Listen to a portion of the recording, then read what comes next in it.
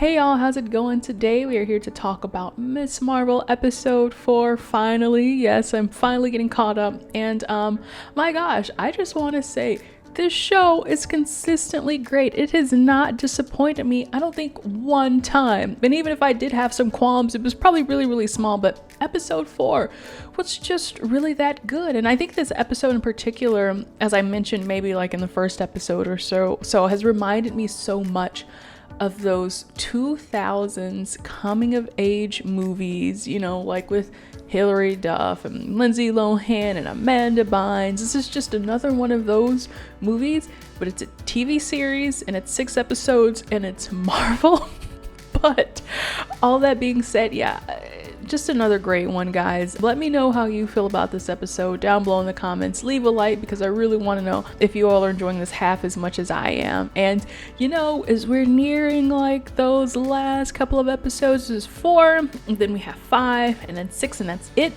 This is when I start to get weary about Marvel Studios, because y'all know based off of my Moon Knight review that this is the tricky part, right? I always feel that so far Marvel has consistently had a really interesting penultimate episode. Like, this is where they really set everything up. This is where they're really about to, you know, blow your mind. And I think I felt that way about pretty much every single series thus far. And for every single series thus far, that next episode, the finale episode, has always disappointed me. It's just like they kind of over deliver or over promise in that episode before, and then by the time, you know, they finish it, it was not satisfying. So I don't know. I'm really hoping that this is like the Marvel Studios Disney Plus series magnum opus. Like, every single episode is a home run, and I'm like, if any episode can pull it off for a finale, I think that Miss Marvel can do it. Knock on wood, because I really want a home run 6th episode. But let's talk about this episode, episode 4, because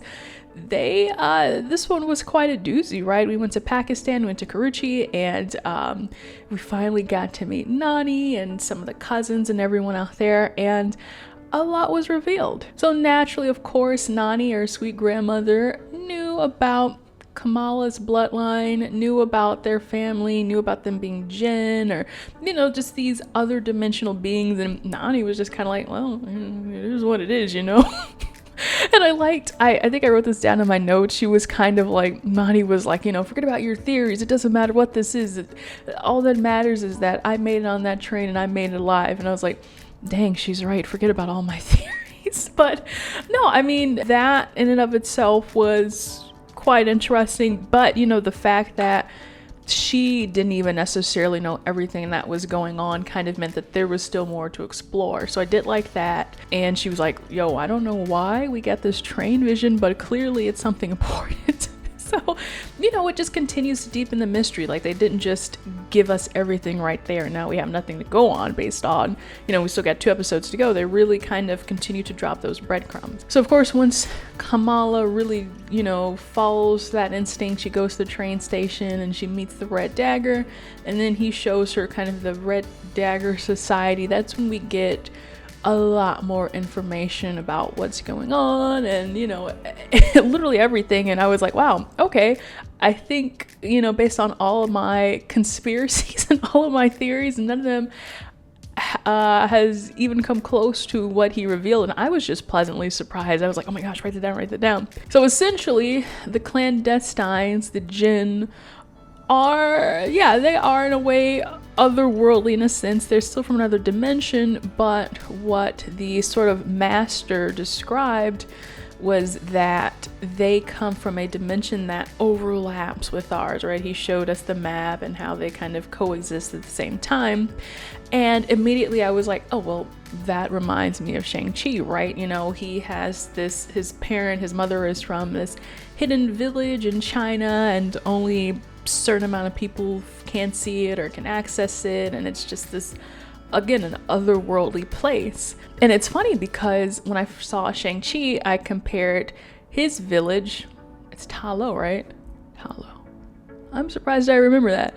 But when I first saw that movie, I compared it to Wakanda, because I was like, oh, well, you've got a hidden village, you know, away from society. They want to do things their own way. But I actually think Talo and whatever dimension the clandestines are from are much more interconnected than kind of Wakanda, because they decided to shield themselves. They have special magic, thanks to the heart-shaped herb and the vibranium, but it's still on this dimension, it's still on this plane. So I'm like, that's interesting, and perhaps it does kind of lend itself to those theories about, okay, are Kamala's bangles in some way related to the 10 rings that Shang-Chi uses? So it's all kind of coming together here. I don't know how, but we're starting to piece things together. But essentially what we come to find out is that whatever's going on with those clandestines, if push comes to shove, or if somehow reality, the fabric of this universe is pushed too far, the universe that the clandestines come from could potentially overlap and overcome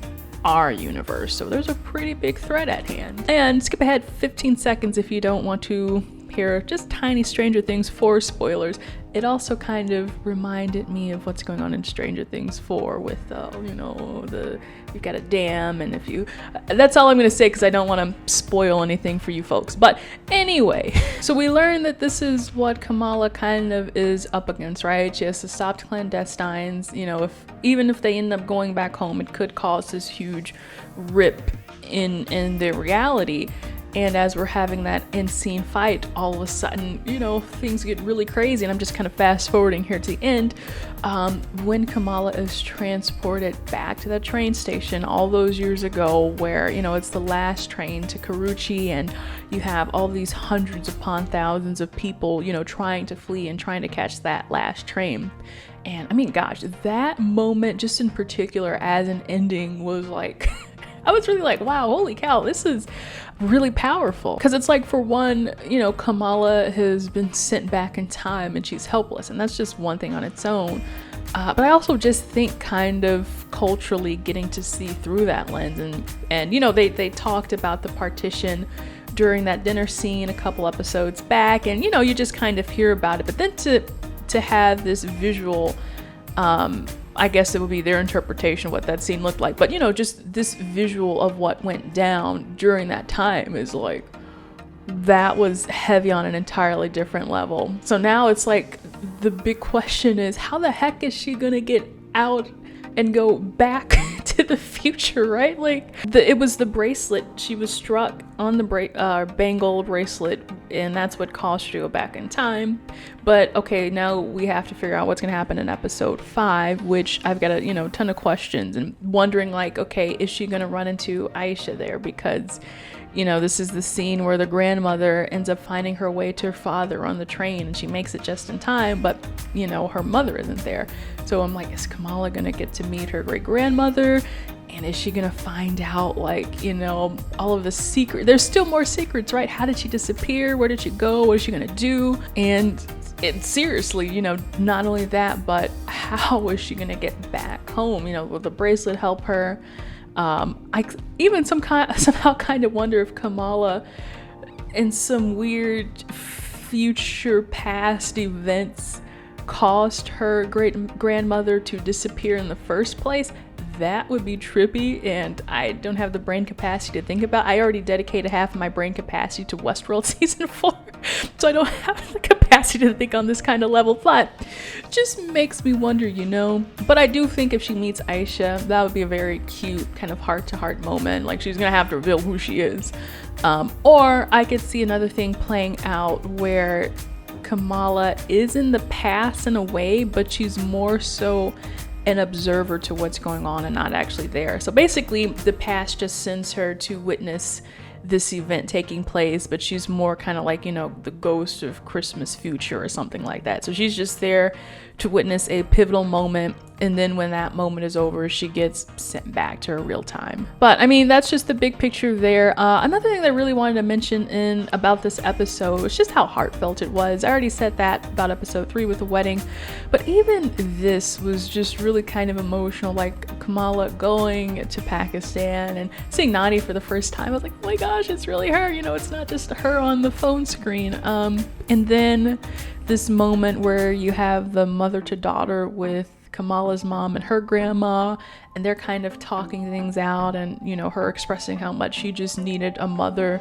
to be there for her. And then you have this reconciliation scene with Kamala and her mother and you know, they're at the kitchen table and they're eating toffees, and you know, not a lot happens in this scene, but it still kind of speaks volumes, right? Just about that connection. I guess they just do a really great job about, I guess, showing, you know, what family can be, how family can help one another to, you know, to grow and to overcome differences and all that. I mean, this is just such a heartfelt story, and it almost feels like we're all going on the journey that Kamala is going on. And not only that, there's more. I also just really love that this episode was set in Pakistan. Like, I really have no conception of what that part of the world could look like. And so just seeing that and getting the cultural lesson was kind of really, I don't know, enriching for me. I just like, you know, I like to think I'm a worldly person. I like to compare and contrast cultures. So this whole thing, as far as, at least from my perspective, of handling the cultures and just showing us a whole new world, like that whole thing, I'm like, I'm really digging this.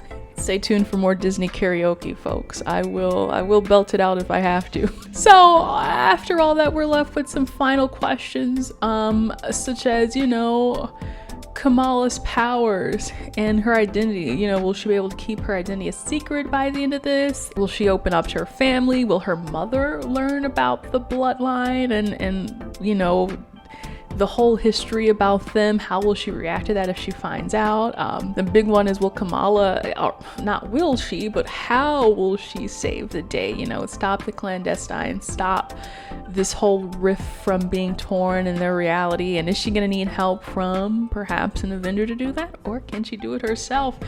These are some big brain questions, guys. And not only that, but will the Department of Damage Control get off of Kamala's back? I mean, yeah, I feel like they should if she ever wants to be an Avenger, because they can't just keep hunting her down. So I feel like something has to happen to the point where they're like, you know what, okay, you win, you saved the day, thank you for saving us from these crazy people, and you know, we'll let you be. So yeah, guys, I'm gonna leave it there. I don't have all the answers to these questions right now. Maybe you guys can comment down below, let me know some of your thoughts, and I can fire up my brain again with some more theories. But yeah, rolling into episode 5, I really do think that one should be a good one. Be sure to leave a like and subscribe as well, just so you know when those next videos are coming. And if you want a little something different, head over to my Westworld series review. Westworld airs every Sunday on HBO, so the review should be coming out every Monday. I look forward to doing that. So check it out if you want to, and I will see you in the next video. Bye.